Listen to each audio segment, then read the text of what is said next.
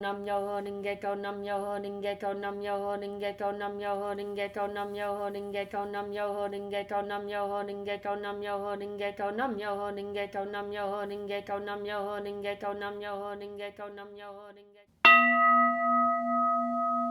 Hi, I'm Margaret, and this is the website where we take Buddhist philosophy and practice and apply it to the problems and concerns of everyday life. So, in the last couple of weeks, I've gotten a lot of questions about how can I set more effective goals. So, by the end of our time together today, I'm going to cover the differences between our human and our infinite sides, and why, when connecting with your infinite side while chanting, you must handle goal setting differently from how we're trained to by the cultural mores in society. You're going to have a step-by-step process to manifest a goal, and you're going to feel more confident in the way that you're chanting. We have two sides to our nature, our human side and our infinite side. Our human side embodies the cultural, conventional wisdom with which we look at our lives, which is basically the world of limitations.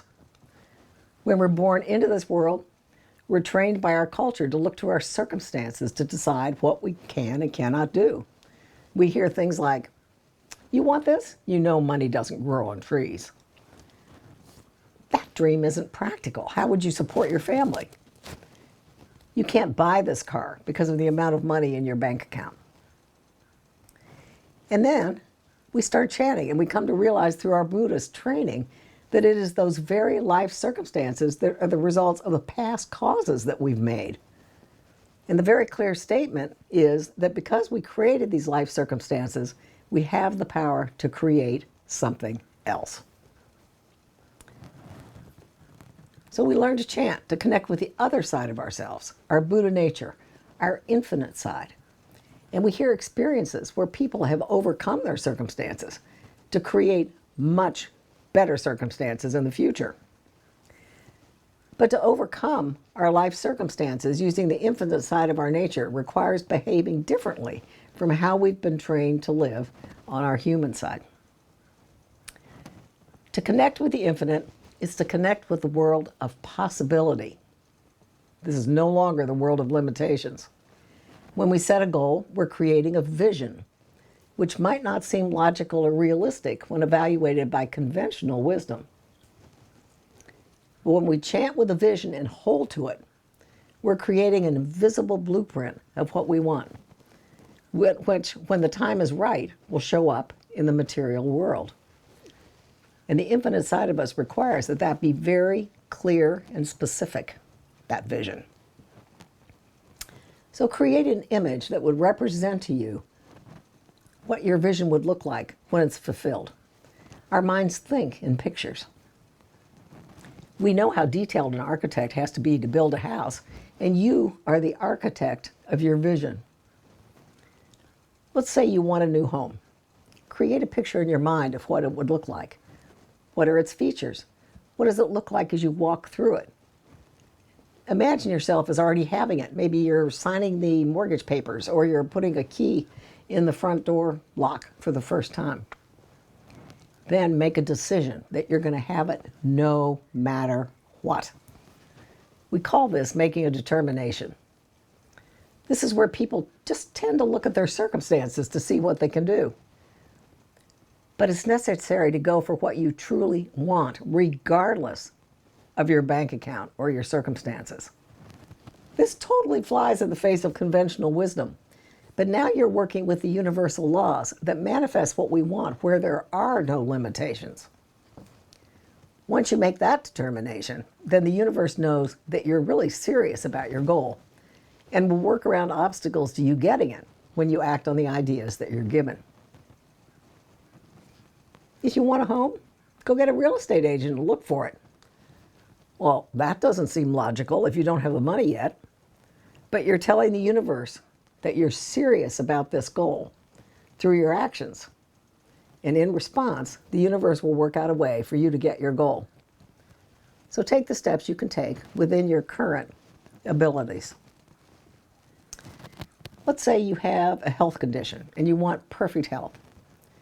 Envision what you would be doing with your life if you were healthy and what it feels like to be vibrantly healthy.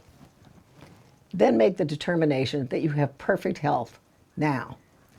Doing this when your body is telling you that this is not the case is hard work.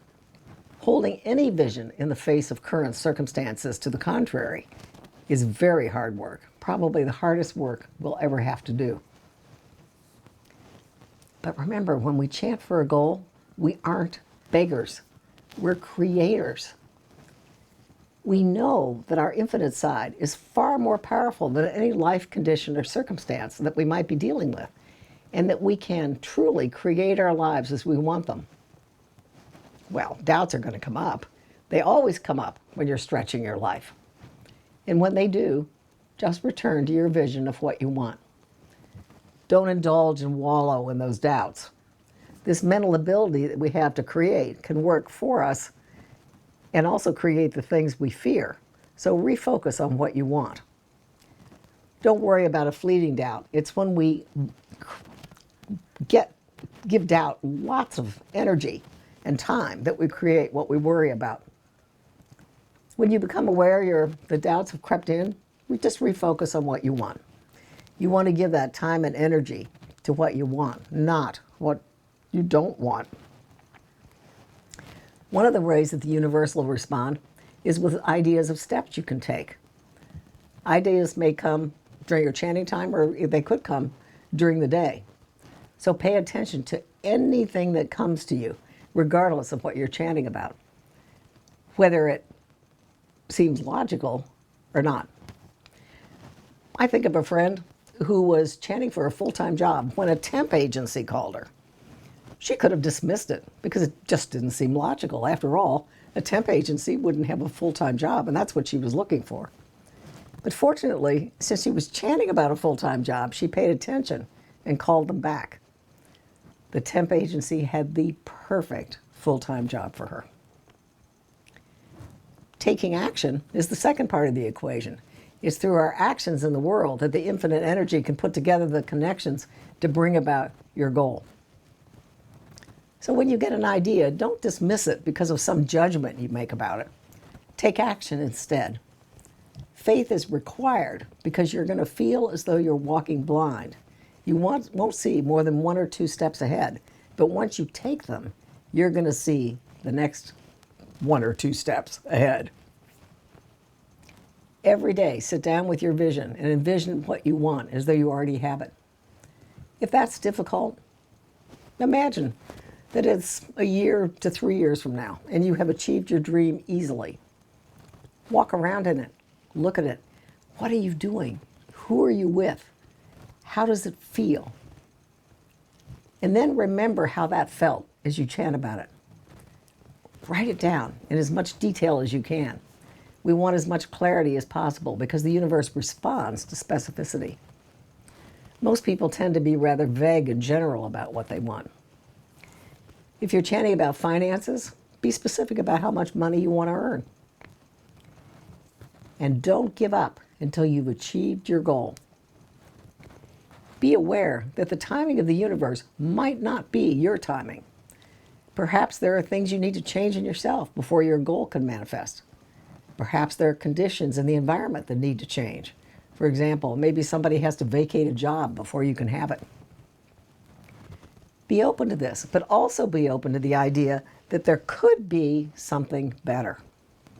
For example, let's say you're chanting for a relationship with someone who has no interest in you. I would chant for the perfect relationship for you, which would be with someone who wanted to be with you. Who knows?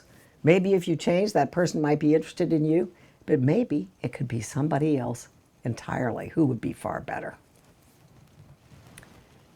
So today, in summary, we've looked at the fact that we have 2 sides to our human nature, our human side and our infinite side. Our human side looks to conventional wisdom, while our infinite side looks to the world of possibilities. When you chant, you're connecting with the infinite world of possibilities. So create a vision of what you want. Create an image of your goal fulfilled. When doubts come up, reconnect with what you want. Don't indulge and expand on them. And then take action where ideas of steps to take show up, even though you might see only one step ahead. And maybe the action doesn't seem entirely logical. And finally, don't give up until you achieve your goal. Here are some other videos that might be useful to you that are related. Do you let circumstances control what you do? You are never a victim of your circumstances.